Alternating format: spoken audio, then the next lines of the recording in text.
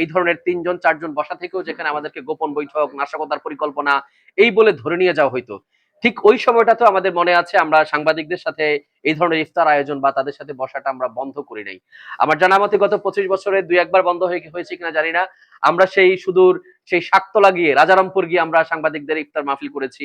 কেথুড়িতে গিয়ে সাংবাদিকদের ইফতার মাহফিল করেছি। পানিওয়ালাতে ইফতার মাহফিল হয়েছে। কেন হয়েছে? আমরা এখানে বসার সেই সিচুয়েশন ছিল না।